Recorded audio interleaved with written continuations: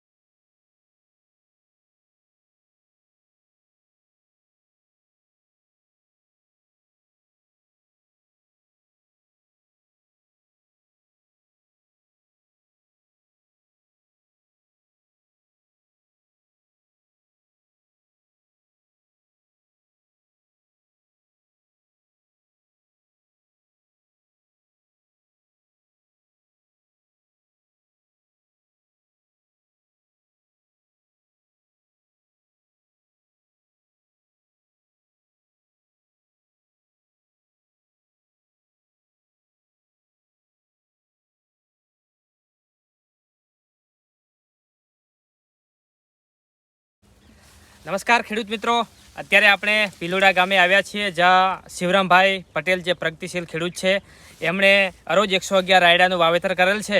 તો હજી રાયડું પાકવાની વાર છે, પણ આપણે એમના ખેતરના મુલાકાતે આવ્યા છીએ. તો અમે 111 રાયડાની શું ખાસિયત છે એ તમને દેખાડીશું. જુઓ, 111 હજી તો જુઓ, આ રાયડાનો છોડ છે. જુઓ,